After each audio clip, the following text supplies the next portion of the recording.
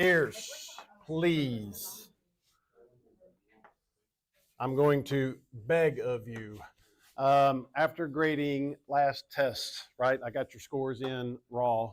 I'll convert those over sometime real soon before, at least before parent teacher conferences, real quick. Guys did really, really well. What I did was on the last page, I know it's been a while, right? The first top question, that was a lot. People missed that one.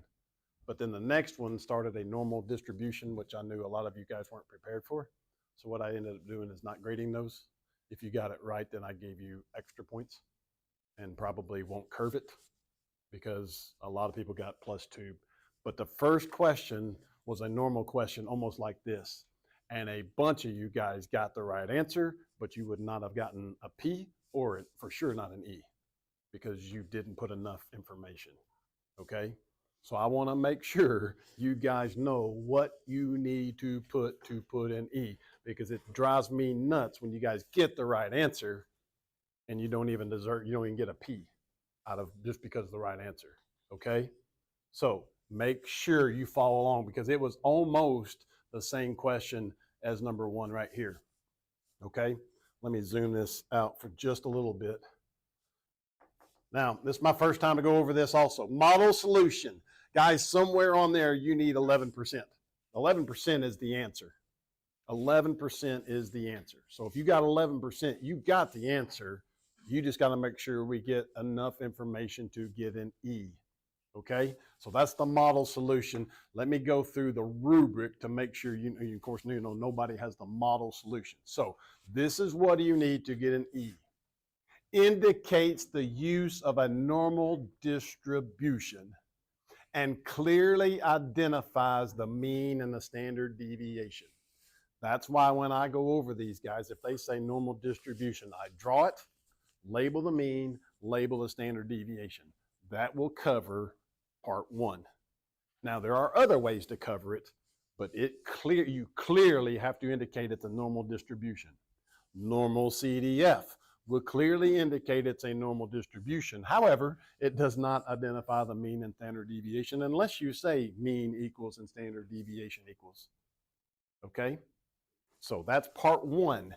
Part 2 uses the correct boundary value, which would have to be greater than or less than 16. Less than 16.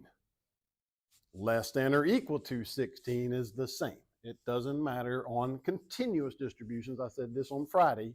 It doesn't matter on continuous if you use less than or equal to 16 or less than 16. It really doesn't matter. So they wouldn't care on that. So I need a correct boundary. And then reports the correct normal probability consistent with components 1 and 2.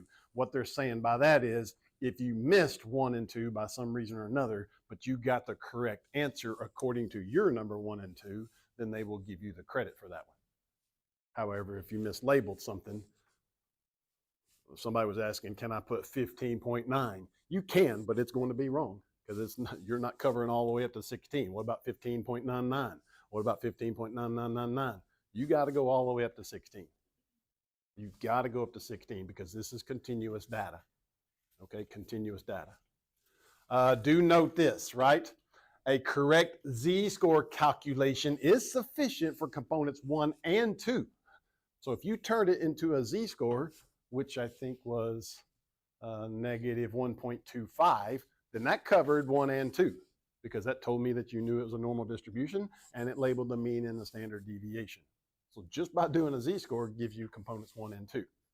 Okay, just drawing the following are additional examples of clarity identified for component 1. Right, mu equals 16.15, standard deviation equals 0.12. Clearly just writes it. You label it. Explicitly labels the mean and standard deviation in a normal CDF calculator statement. I don't really like calculator statements, but if you put a calculator statement, you can. You just better label everything you put. Just putting names and commas doesn't do it. Okay, names and commas doesn't do it. You got to label what each one of those values are. Sketches a normal curve, labels 16.15 as the mean, and labels 2 additional consecutive values separated by 0.12. Again, I don't think I want to go through all that trouble. That's why I just label the mean and the standard deviation, and you're done.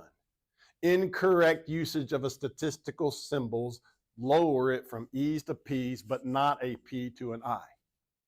For example, if you put mu is less than 16, that's bad because it's not mu, it's X is less than 16. Should be scored partially correct, but it won't drop it from a P to an I. Any questions about part one? You got to know how to calculate normal standard deviations, and you really got to know how to get all points for it. Yes, ma'am.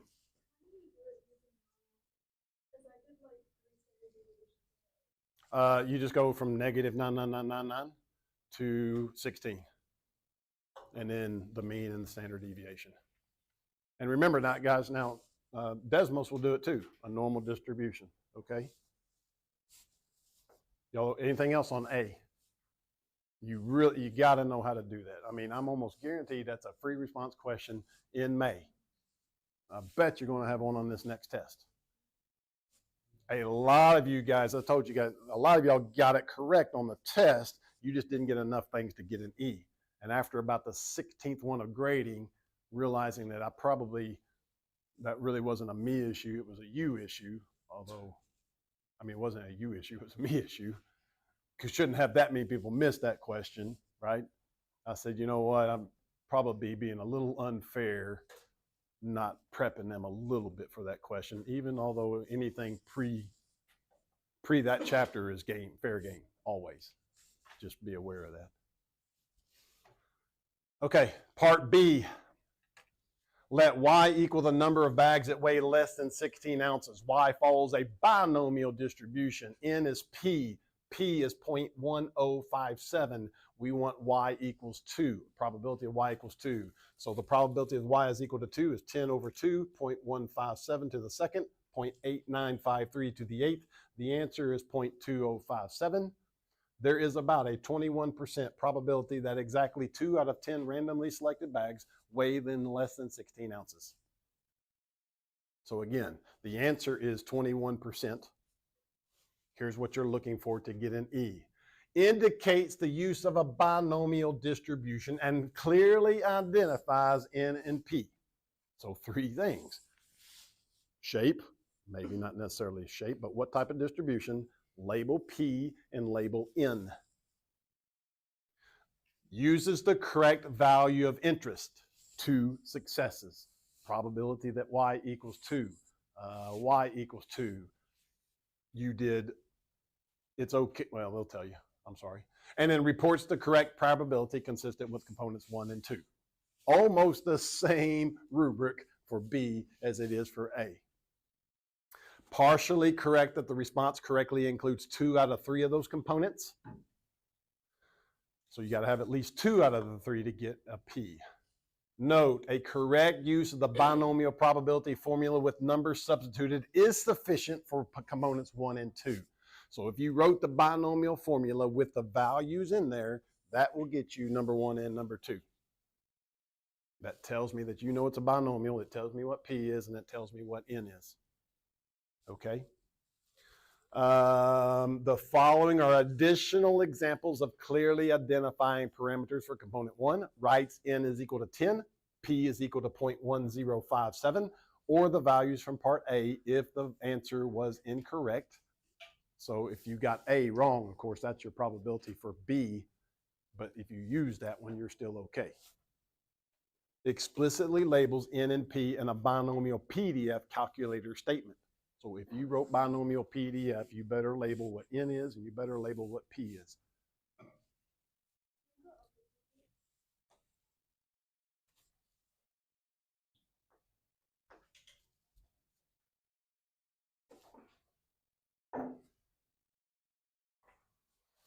Question about letter B.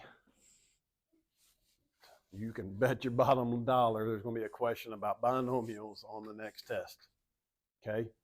Probably going to have a P as the first one and a C as the second one. It's probably going to have a little of both.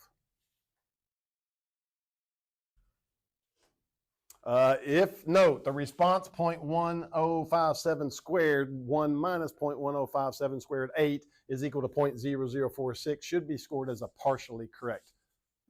You got close to being binomial. You just didn't tell me the number of ways possible that was there. So they're actually going to give you a little bit for at least knowing someone that's binomial.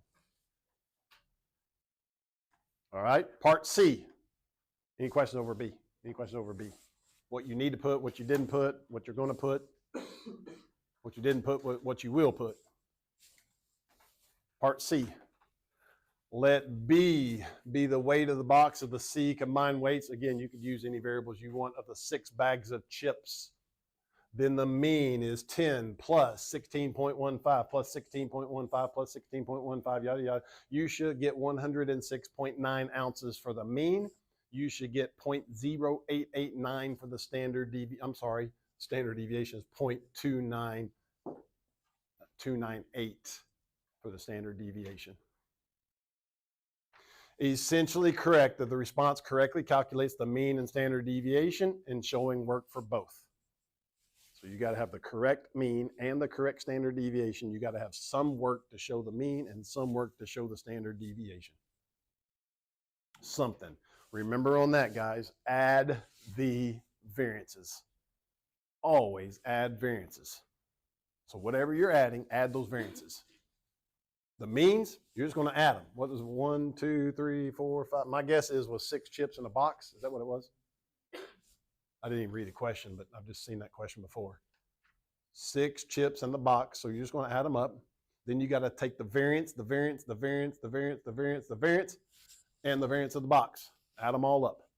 And that's why you got those calculators, just to add that stuff up. 0.0889, but then you have to take the square root of it. Remember, guys, I told you when we went over that, that's a highly missed question because students just add standard deviations. Always, always, always add. I don't care if you're subtracting. I don't care what you're doing. Always add variances when you're combining data. Any questions over those two? I saw a lot of you guys writing stuff down. Anything? Can I go on to D? Partially correct that the response correctly calculates the mean and standard deviation but does not show work, or calculates the mean or the standard deviation but you correctly show work for one of them. Okay, here is D. An area of 0.05 corresponds to a z-score of negative 1.645. Solving for M gives M to be 16.1974. The mean weight should be about 16.2, give or take a couple of values. Okay, this is you were trying to find the mean. You were trying to find the mean. Essentially correct. You indicate the use of a normal distribution, clearly identifying the standard deviation, because you can't clearly identify the mean because that's what you're looking for. Uses the correct z-score, negative 1.645. You've got it. I got to see negative 1.645 on there somewhere. If I don't see a negative 1.645, it's not going to be an E. Reports the correct mean consistent with components 1 and 2. And again, that answer was 16.2. Partially correct if you indicate 2 of the 3 components. Note the expression negative 1.645 is equal to 16 minus m over 1.2 is sufficient for components 1 and 2. And acceptable z-scores are negative 1.645, negative 1.64, and negative 1.65. Any one of those will work for the z-score. Everybody okay with how to find the z-score? That's the inverse norm. Or if you're using Desmos, find the area. Or if you're using the table, which please don't use the table, but you can. Each P is a point, or half a point, each E is a point. Okay? Down to D. Down to D. You want this part or this part? You want that part?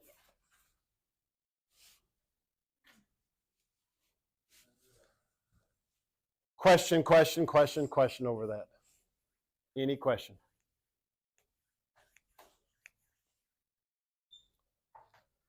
Okay. Let's make sure you guys understand if on Wednesday you guys are taking a test, right? If you want to use your computers, it has to be a school computer. You can't use your own computer. It has to be a school computer. And now through your school computer, you can just go through Desmos through the app. So basically I'll log you out of your computer and you just go through Desmos through like you do a testing thing. Y'all follow what I'm saying? Just go through it on testing thing, and then you don't have to worry about anything else. Okay? It'd be just like it would be on a test. They just added that last week. Okay? If you don't bring your Chromebook, you got to use TI. You got to use TI. Can't use Desmos if you don't bring your Chromebook. Okay, what else? What else? So here's what you got, right? You got 6, 1, 2, 3, and review. Most of you guys got all that stuff done. Okay, that's the FRAPPY. I'm getting ready to give you a worksheet, and then I'm also going to post multiple choice practice like I have the last 3 or 4 years. Please look at those multiple choices, because a lot of those don't just give you the answer; they give you like the format. And so you're not going to see like actually what the answer is. It's basically how do you get the answer, if that kind of makes sense what I'm saying. So look at those, because those are going to be different than what you guys saw on your homeworks. Okay with that? Anything else that I can help you do before the exam? Anything? You don't know? You don't know what you don't know until you don't know it? Okay, what'd it be?